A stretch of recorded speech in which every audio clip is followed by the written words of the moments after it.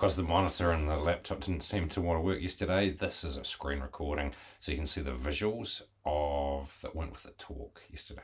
Let's look at these operating systems. If we compare these two phones that I own, what is the difference between those two?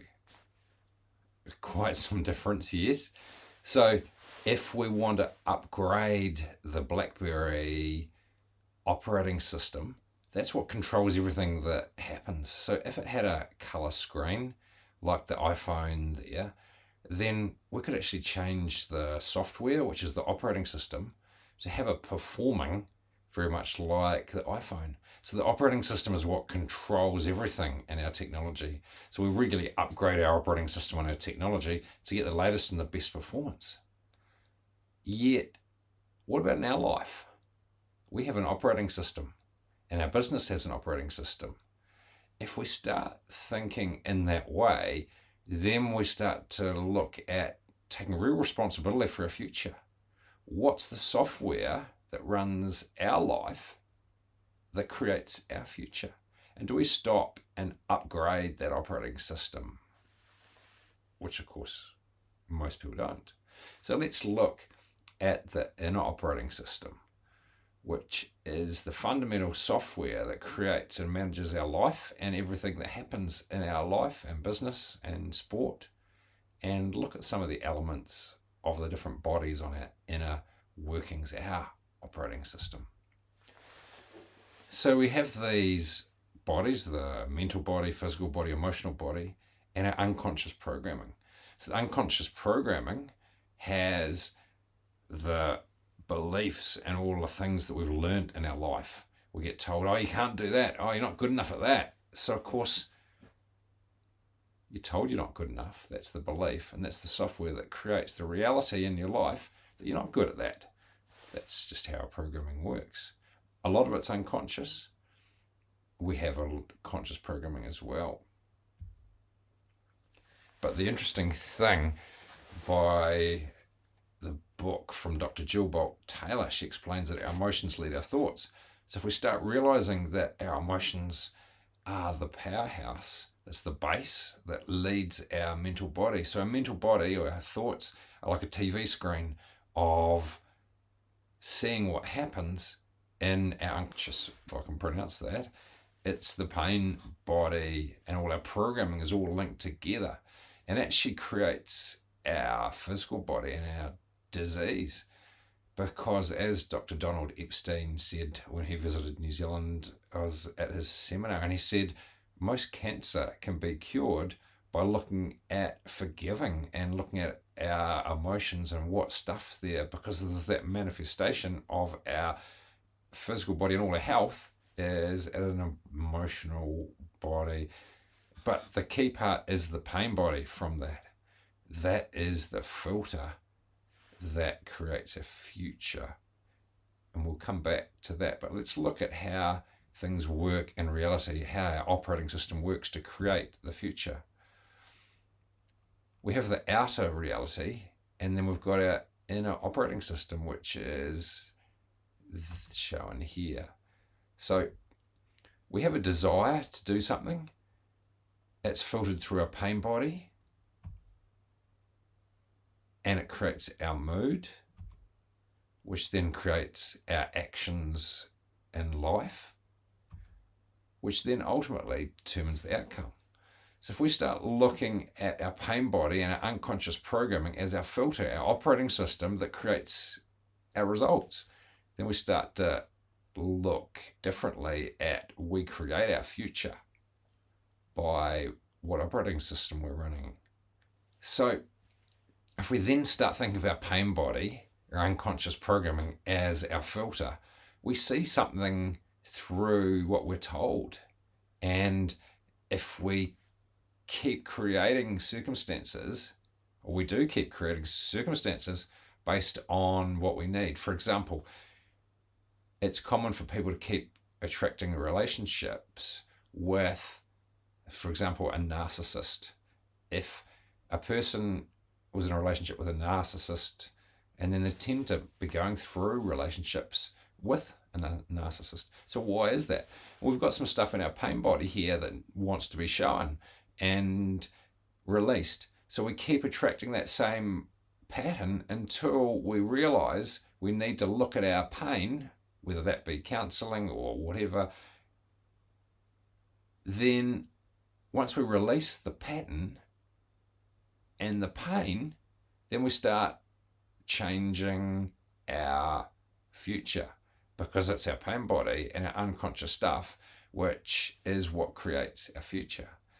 So once we start realizing that, then, and I'm going to introduce you to a simple technique for releasing layers of the pain body, then our power is in our pain.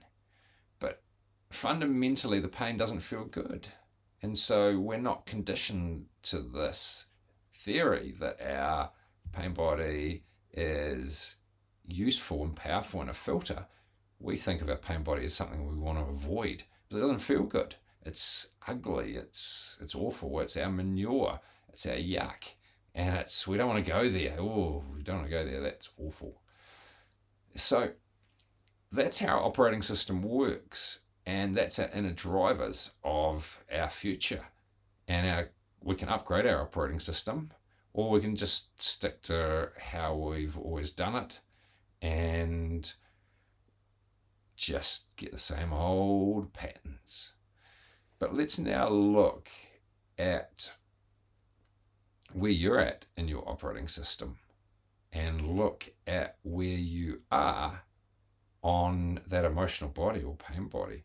But if we just talk about the emotional body for a moment and look at a scale of, are you emotionally available, as in, if we suppress our emotions and control them, which has been my pattern when I was in university, as we sort of talked about, then it was that anxiety and all these things. I used positive thinking to control the situation and avoid anxiety. So I was in the head and had that, ultimately felt like I had control, but it's always a facade. It wasn't the reality. So I was emotionally in a form of chaos. There was a lot of doubt there, and there's always been a lot of doubt until recently. And then, so emotionally, I was in that chaos. So the reality is we get what our pain body needs, or the status of our pain body creates our future. So I was covering it all up, and ultimately I, on the surface, was positive, but deep down, the future's created by our pain body. So I was in that chaos and doubt.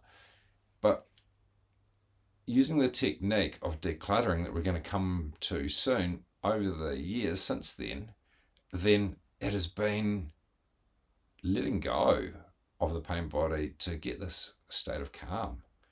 And it's that state of calm and trust and control which is the stage.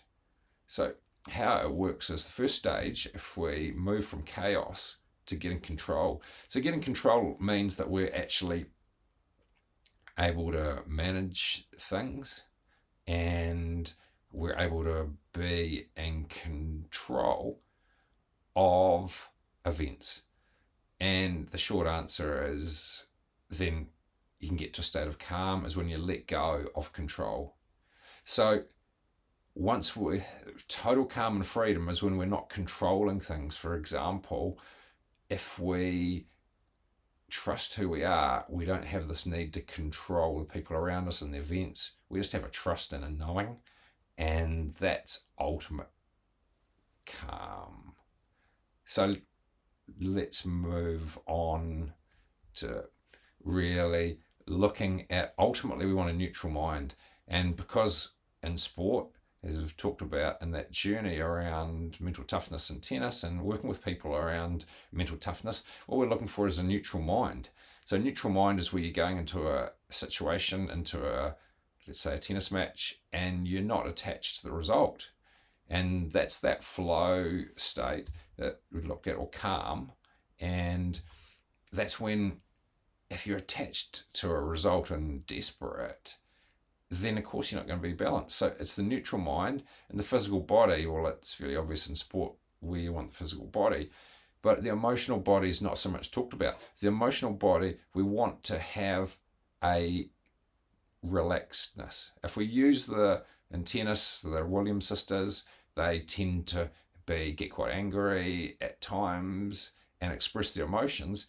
But here's the key thing: they are relaxed. If you're loose after the express the emotion and relaxed, you can still be angry, but you're relaxed and your body's loose, and then you're in the zone. But if you sit in the anger, and this is something you see a lot in tennis players, that people get really angry, which can be really positive to release some of the pain body and just relax.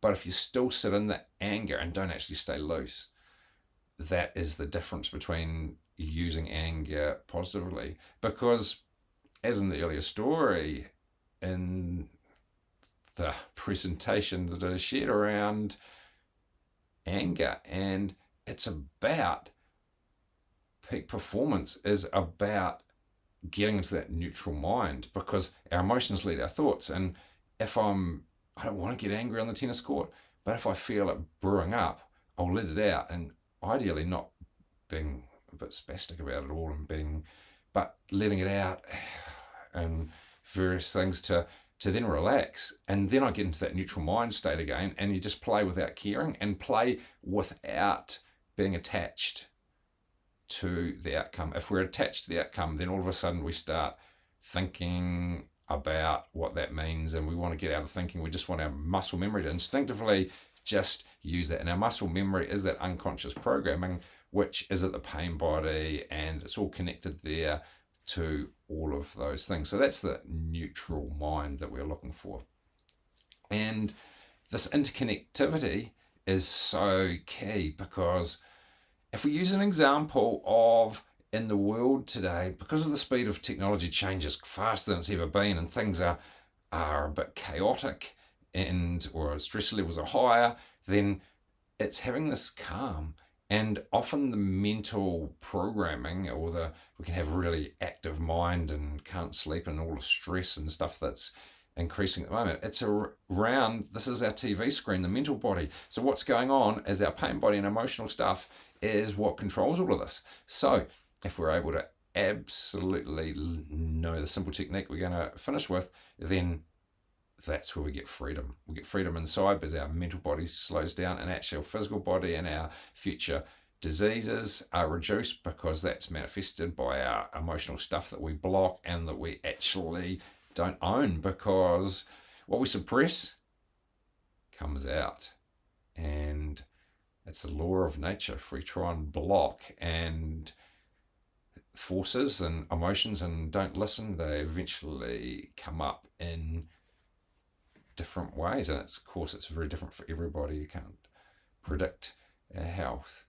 So that is the key thing. And the fundamental about anxiety today is an anxiety, and shared the example yesterday of a university graduate who he's been suffering real intense anxiety, and he wasn't accepted into the military because of his anxiety.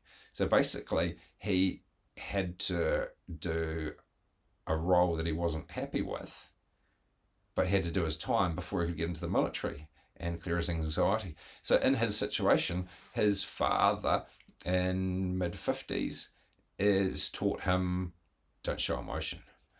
So you've got to be tough.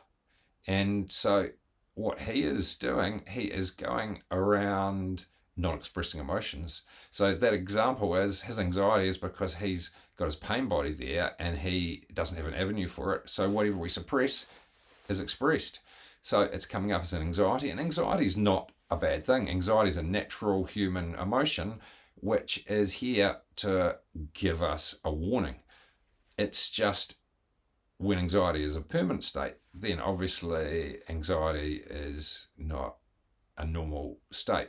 So in his case, what is happening is he is finding the constant anxiety is because he's just cutting off his pain body.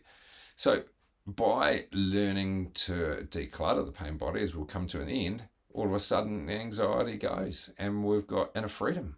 So it's not complicated if we really understand the power of the pain body. Because our awareness generally is not about this. We're not aware of the pain body. We are not taught this.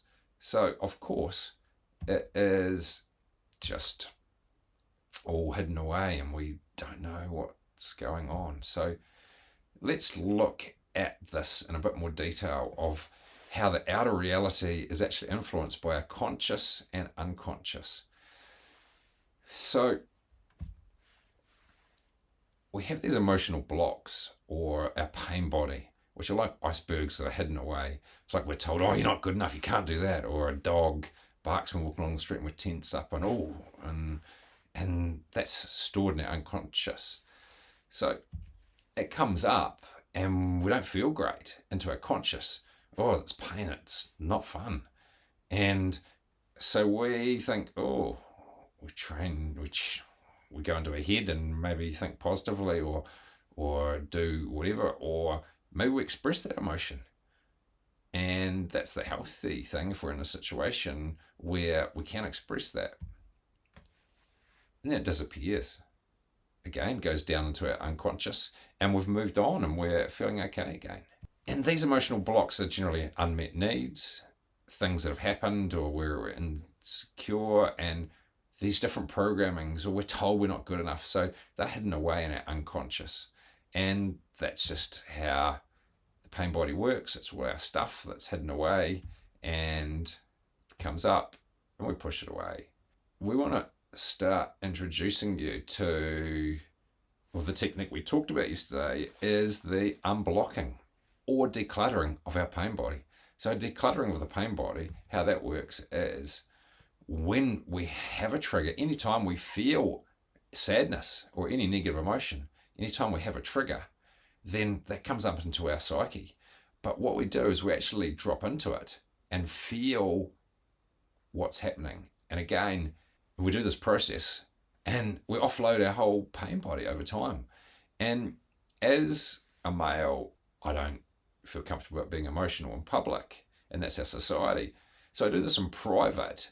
But when I feel a trigger, sadness, and then if I'm in a private situation where I can do this, I'll actually drop into the emotion, and this is the technique.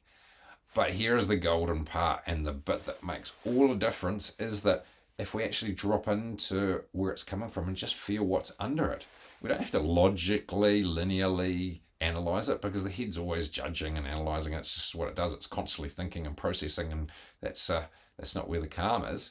It's actually in there, just letting out the emotion. So the point is, the technique is we drop into the emotion and feel it, and then we drop down a bit lower and just feel where this is coming from and just let it out. So we just let out the emotions. And if it's anger, maybe hit the pillow. If it's sadness, you cry, and just ask where it's coming from. So it might take a few minutes to do this. But if it's like the iceberg theory, what we are feeling is above the surface. And if we keep going down, we melt layers of emotion. That's our pain body, that's this blocked stuff. And we actually keep letting it out and feeling it. And if we get to the bottom of the iceberg, which could take, when I first started doing this, it was heavy emotion and it was a whole lot of stuff from childhood, and it was not that nice at all. But by doing it and for a few minutes in this process of decluttering, then you eventually feel like there's no more there in this one instant of decluttering. So therefore, we debaggagize, or we release a whole iceberg of the pain body. And that pain body iceberg is a collection of similar emotional vibration frequencies, and that are collected over the years. So it can be unrelated to the specific event. So road rage, example, driving along and someone cuts you off and you say, gosh, what a lovely person you are, or whatever wording, perhaps would be quite different wording to that. And then you go into a rage. And so that's the event of the pain body that's above the surface that you're feeling. But, and I don't suggest you do this while you're driving. I've used it a lot myself because it's easy and it's just automatic. So I then ask where this is coming from, or just feel under it, just feel what the emotions are. And it's unrelated to the event, the feelings underneath that. And a whole lot of stuff comes up of unrelated memories and all sorts of stuff that we've been told we're not good enough, blah, blah, blah. So this iceberg of stuff comes out. And if we keep doing that until we get to the bottom of the iceberg, when we get to the bottom of the iceberg, that's where it's anchored into our psyche. And if we release that anchor, all of a sudden that iceberg has gone completely. And we actually release our pain body forever. And we completely change our reprogramming. And we get a freedom and an inner trust and a connection and a lightness and a ability to affect our health and our calm mind and all these things, because our pain body is creating and filtering our future. So that's the real power of doing it. As opposed to if we just melt half the iceberg and we get some relief and we might feel better, but the iceberg is sitting there and unconscious again. And next time we're in that road rage situation, we do have that trigger still because it's still sitting in our pain body and our unconscious. That's what is so powerful. If we actually keep going and release the whole lot, we actually debaggagize and completely change our whole pain body and our whole energetic makeup of who we are. So that is the power of debaggagizing. So the summary of all of this is, what operating system are you running? Eventually, one day in schools, people will know about the pain body. Children will be taught that the pain body is simply a collection of our negative stuff that sits there. And if we actually go off into and release it in a private area, we completely change our programming. But of course, as we said earlier, our pain body doesn't feel great. So we don't want to go there and we don't get taught. So you need to have this framing that it's a form of healing. And we drop into the pain and it doesn't feel great, but it is able to be released and healing. And that's the therapeutic and beautiful part of all of this. If we actually start shifting our operating system, because of course what we believe is what happens. So if you believe this is all rubbish, that's the operating system you're running. And of course it's not going to work. Because I've found over years of teaching people this technique and working with people that have suppressed emotions a lot, this technique doesn't naturally and easily come. Whereas people that are very emotional, this technique is much easier to instantly pick up and run with. Because we're all operating on different programming. What operating system are you running? Because that's creating your perception of everything. It's the filter that creates your future, creates the outcome, and creates your views on everything. So who's built your operating system? Your family, society, and it depends who you associate with. This operating system is what creates your future. So if you want to know more about the personal operating system, your sports operating system, or your technology operating system, and that's what we do in the Unboxed operating system for a business, is look at how all the data is connected and what the systems and workflows, everything is connected to get a upgraded up operating system. Then see massiveupgrade.ai for more tips on doing that.